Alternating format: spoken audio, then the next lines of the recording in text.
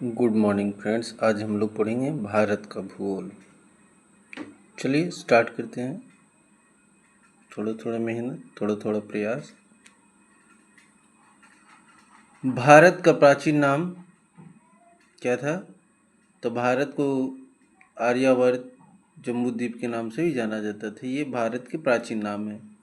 लेकिन भारत को हिंदुस्तान किसने कहा? तो ईरानियों ने भारत को पहली बार हिंदुस्तान कहा था। अब भारत को इंडिया किसने कहा था? भारत को इंडिया यूनानियों ने कहा था। और भारत को हिंदुस्तान किसने कहा था? ईरानियों ने कहा था। भारत को हिंदुस्तान ईरानियों ने कहा और भारत को इंडिया यूनानियों ने कहा। भारत कौन से गोलार्ध में स्थित है? उत्तर पूर्वी गोलार्ध में स्थित है। विश्व के उत्तर पूर्वी गोलार्ध में भारत स्थित है। भारत की आकृति की अगर बात किया जाए तो मैप देखने पर यह चतुष्कोणीय लगभग दिखाई पड़ता है। भारत की राजधानी कहाँ है? सबको पता है कि नई दिल्ली है। भारत की कुल राज्यों की संख्या 28 और कुल केंद्र शासित राज्यों की संख्या 8, जो भी बढ़ी घटी है।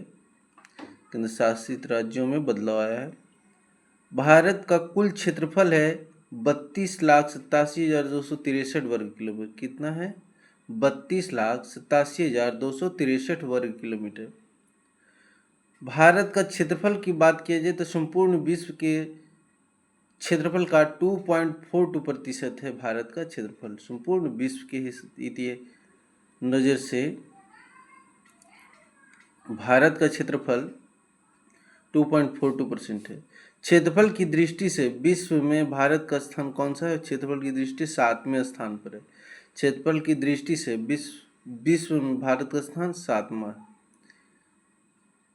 क्षेत्रफल की दृष्टि से बात करें तो जो भारत से 6 बड़े देश हैं वो हैं, एक नंबर पर रूस, कनाडा, चीन, अमेरिका, ब्राज़ील और ऑस्ट्रेलिया। इसके बाद 7वें नंबर पर अपना देश भारत है।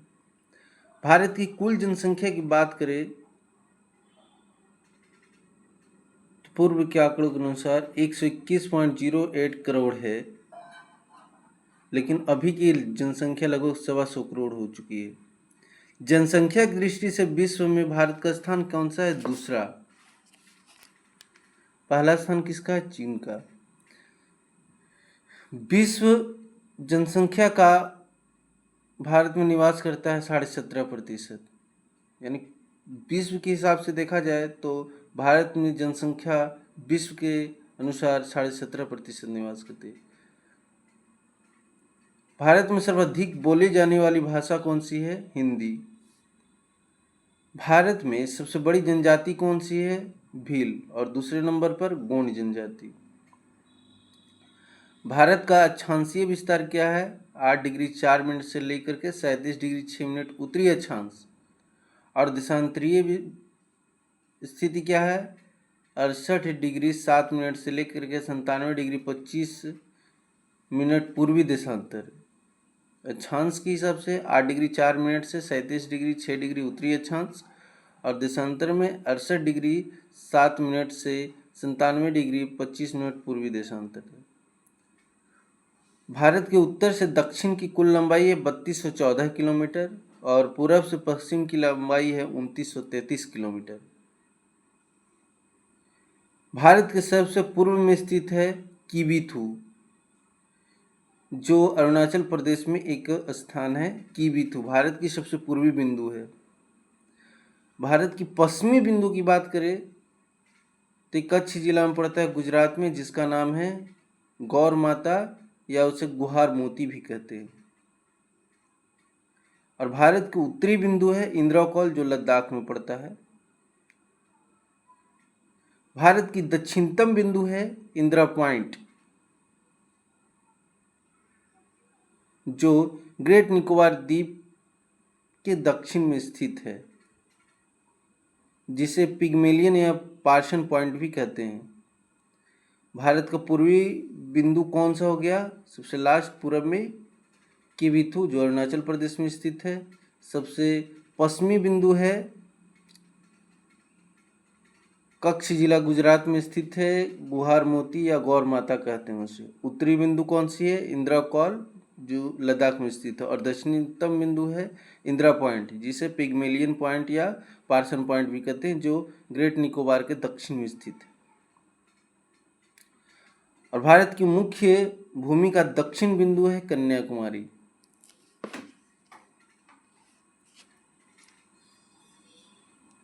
दक्षिणी बिंदु का भूमध्य रेखा से दूरी है 876 किलोमीटर। भारत के स्थल सीमा की कुल लंबाई है 15,200 किलोमीटर। भारत की मुख्य भूमि के तट की लंबाई है 6100 किलोमीटर। भारत के स्थल सीमा की कुल लंबाई है 15,200 किलोमीटर और मुख्य भूमि से तट का लगाव है 6100 किलोमीटर। अगर बात करें कि भारत में द्वीपों सहित तट की लंबाई कितनी है, तो 7516.6 किलोमीटर लगभग। भारत की मानक समय की बात करें तो 82 डिग्री 30 मिनट पूर्वी देशांतर रेखा है, जो प्रयागराज के नैनी से होकर के गुजरती है। मानक समय रेखा भारत में नैनी से होकर गुजरती है, जो प्रयागराज में स्थित है। भारत का मानक समय ग्रीनविच मानक समय से 5 घंटा 30 मिनट आगे है।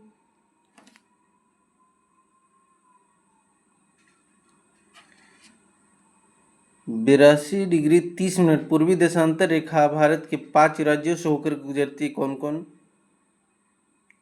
उत्तर प्रदेश, मध्य प्रदेश, आंध्र प्रदेश, उड़ीसा और छत्तीसगढ़। भारत को दो भागों में बांटने वाली कौन सी रेखा है? कर्क रेखा। भारत को दो भागों में बांटती है कर्क रेखा। और कर्क रेखा किन किन राज्यों से होकर गुजरती है? तो कर्क रेखा भारत के 8 राज्यों से होकर गुजरती है।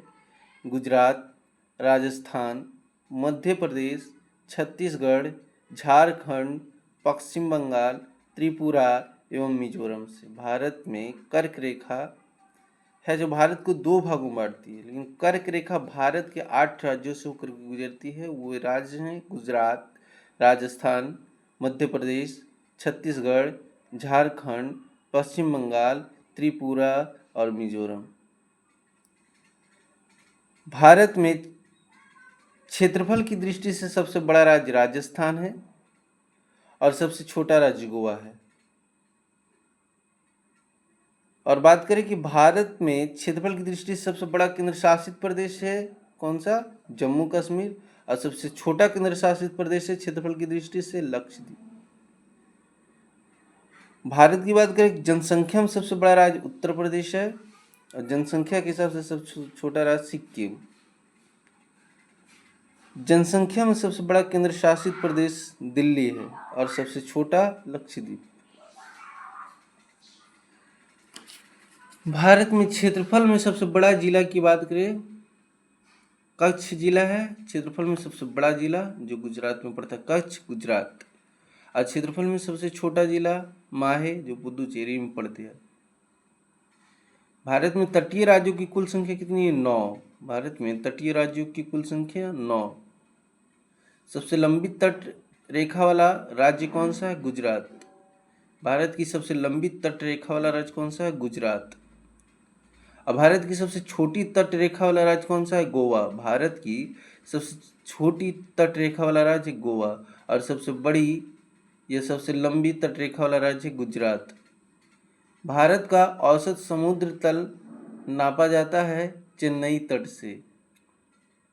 भारत का औसत समुद्र तल नापा जाता है चेन्नई तट से। भारत के प्रादेशिक जल क्षेत्र हैं 12 समुद्री मील और एक समुद्री मील बराबर कितना होता है? 1.852 किलोमीटर, यानी 1850 मीटर। 1852 मीटर भी बोल सकते हैं या 1.852 किलोमीटर भी बोल सकते हैं। समुद्र की दूरी मापी जाती है समुद्री मील में या नॉटिकल में। गुजरात से गोवा तक का तटीय क्षेत्र क्या कहलाता है? कोंकण तट। गुजरात से लेकर के गोवा तक का तटीय क्षेत्र कौन सा तट कहलाता है? कोंकण तट। और तमिलनाडु एवं आंध्र प्रदेश का तट कौन सा कहलाता है? कोरोमंडल तट, जिसे पूर्वी तट भी कहते हैं। गुजरात से गोवा तक का तटीय क्षेत्र कोंकण तट कहलाता है और तमिलनाडु एवं आंध्र प्रदेश का तटीय क्षेत्र कोरोमंडल तट कहलाता है, जिसे पूर्वी तट भी कहते हैं। मंगलुरु से लेकर के कन्याकुमारी तक का तटीय क्षेत्र मालाबार तट कहलाता है। मंगलुरु स्थित है कर्नाटक में और तमिलनाडु स्थित है कन्याकुमारी। कन्याकुमारी कहाँ स्थित है? तमिलनाडु में। यह मंगलुरु से लेकर के कन्याकुमारी तक फैला हुआ कौन सा तट? मालाबार तट। भारत में सर्वाधिक वनाच्छादित राज्य कौन सा है? मध्य प्रदेश। और सबसे न्यूनतम वन वाला राज्य है हरियाणा। भारत में सबसे अधिक वन वाला राज्य मध्य प्रदेश, भारत में सबसे न्यूनतम वन वाला राज्य हरियाणा। भारत की सबसे प्राचीन पर्वत कौन सी है? अरावली, जो कहाँ स्थित है? राजस्थान में। भारत की सबसे प्राचीन पर्वत है अरावली, जो राजस्थान में स्थित है। अरावली की सबसे ऊंची चोटी की बात कौन सी है? गुरु शिखर, जो आबू यानी पहाड़ी पर स्थित है। माउंट आबू पर स्थित है कौन? गुरु शिखर, जो अरावली की सबसे ऊंची चोटी है और यह भारत की सबसे प्राचीन पर्वत है। अरावली कहाँ स्थित है? राजस्थान में। अरावली की सबसे ऊंची चोटी कौन से है? गुरु शिखर, जो माउंट आबू पहाड़ी पर स्थित है। अरावली पर्वत श्रृंखला विभाजित करती है लूनी एवं ब्यास नदी को अलग करती है। अरावली पर्वत श्रृंखला जो है लूनी और ब्यास नदी को अलग करती है। भारत की सबसे नवीन पर्वत कौन सा है, यानी नया पर्वत कौन सा? हिमालय। हिमालय जो है बलित पर्वत का एक उदाहरण है। हिमालय बना हुआ है अवसादी चट्टानों से। हिमालय का निर्माण प्राचीन तेथिस सागर के निक्षेपों से हुआ है।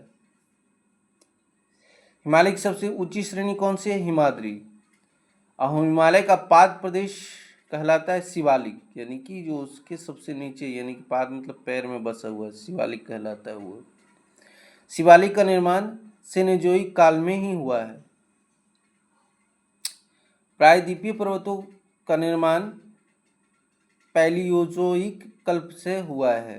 प्रायद्वीपीय पर्वतों का निर्माण पैलियोजोइक कल्प से हुआ है। हिमालय की औसत ऊंचाई कितना है? 6100 मीटर। हिमालय की औसत ऊंचाई 6100 मीटर है।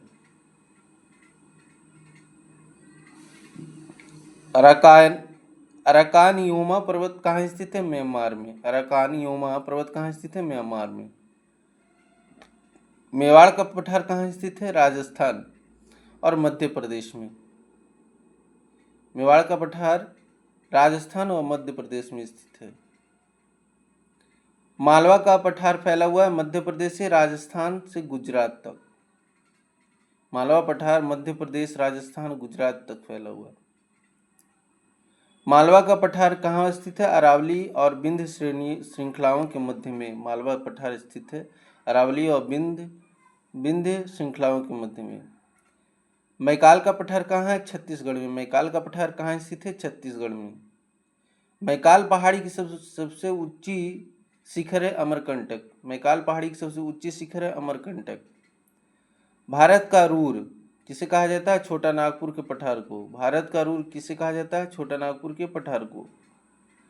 छोटा नागपुर पठार की ऊंची चोटी कौन सी है? पारसनाथ। छोटा नागपुर पठार की ऊंची चोटी कौन सी है? पारसनाथ। दक्कन का पठार बना हुआ है बेसाल्ट चट्टानों से। दक्कन का पठार किस चट्टान से बना हुआ है? बेसाल्ट चट्टान से। दक्कन का पठार मध्य प्रदेश में महाराष्ट्र राज्य में स्थित है। दक्कन का पठार मध्य प्रदेश में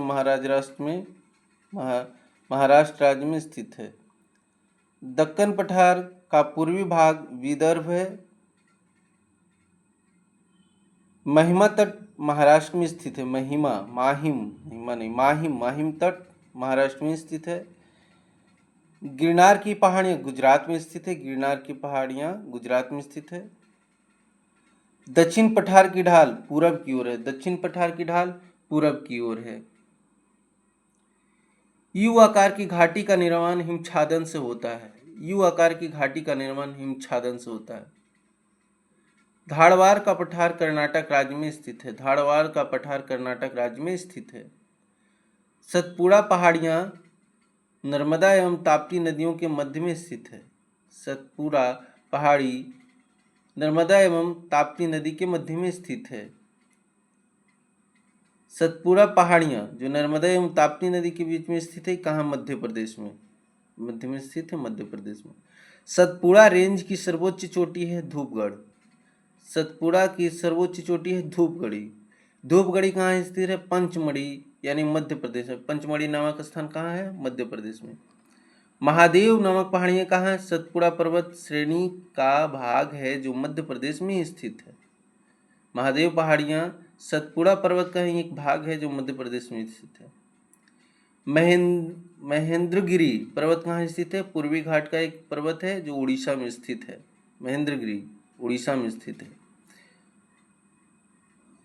पश्चिमी घाटी एक भ्रंश घाटी है, भ्रंश कागार घाटी। पश्चिमी घाट को सह्याद्री घाट भी कहा जाता है। पश्चिमी घाट को सह्याद्री घाट भी कहा जाता है।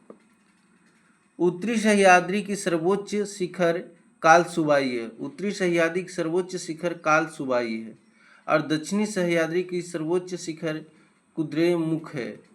दक्षिणी सह्याद्री को सर्वोच्च शिखर कुद्रेमुख, उत्तरी सह्याद्री की सर्वोच्च शिखर कालसुबाई। वही उत्तरी सह्याद्री की दूसरी प्रमुख चोटी है महाबलेश्वर। महाबलेश्वर का उच्चतम बिंदु है विल्सन पॉइंट। महाबलेश्वर का उच्चतम बिंदु है विल्सन पॉइंट। दक्षिण भारत या प्रायद्वीपीय भारत की सर्वोच्च चोटी कौन सी है? पर्वत चोटी अनाईमुदी। दक्षिण भारत की सर्वोच्च पर्वत चोटी है अनाईमुदी। अनाईमुदी अन्नामलाई की पहाड़ी पर स्थित है। अनाईमुदी अन्नामलाई की पहाड़ी पर स्थित है। अन्नामलाई पहाड़ी की सर्वोच्च चोटी है अनाईमुदी। पूर्वी घाट एवं पश्चिमी घाट पर्वत श्रेणियां नीलगिरी पहाड़ियों में सम्मिलित है। पूर्वी घाट एवं पश्चिमी घाट पर्वत श्रेणियों का सम्मिलन कहाँ हुआ? नीलगिरी पहाड़ी पर। नीलगिरी पहाड़ी। नीलगिरी पहाड़ियाँ तमिलनाडु, केरल एवं कर्नाटक में फैला हुआ है। नीलगिरी पहाड़ी तमिलनाडु, केरल एवं कर्नाटक तक फैला हुआ है। नीलगिरी की सबसे ऊंची चोटी दोदा बेटा है। नीलगिरी की सबसे ऊंची चोटी कौन सी है? दोदा बेटा। उटकमंड या ऊटी स्थित है नीलगिरी पहाड़ी पर। उटकमंड या ऊटी कहाँ स्थित है? नीलगिरी पहाड़ी पर। गारो, खासी, जयंतियाँ मेघालय में स्थित है। ये पहाड़ियाँ गारो, खासी, जयंतियाँ पहाड़ियाँ कहाँ स्थित है? मेघालय में। कार्डमम या इलायची पहाड़ियाँ कहाँ स्थित है? केरल एवं तमिलनाडु राज्य के सीमाओं पर। कार्डमम या इलायची पहाड़ियाँ कहाँ स्थित है? केरल एवं तमिलनाडु राज्य की सीमाओं पर।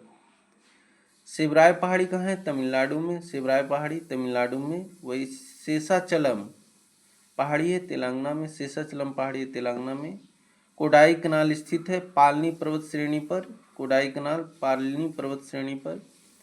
विश्व का सर्वोच्च पर्वत शिखर है माउंट एवरेस्ट, जिसकी ऊंचाई 8850 मीटर है, जो नेपाल में अवस्थित है। विश्व का सर्वोच्च पर्वत शिखर है माउंट एवरेस्ट, जिसकी ऊंचाई 8850 मीटर है, जो नेपाल में अवस्थित है। माउंट एवरेस्ट का दूसरा नाम या अन्य नाम सागरमाथा भी है। माउंट एवरेस्ट का अन्य नाम सागरमाथा भी है। भारत का सर्वोच्च पर्वत शिखर है गॉडविन आइंस्टीन, जिसे केटू भी कहा जाता है, यानी केटू मतलब काराकोरम। भारत की दूसरी सबसे ऊंची चोटी है कंचनजंगा, जो सिक्किम राज्य में अवस्थित है। नंदा देवी की ऊंची चोटी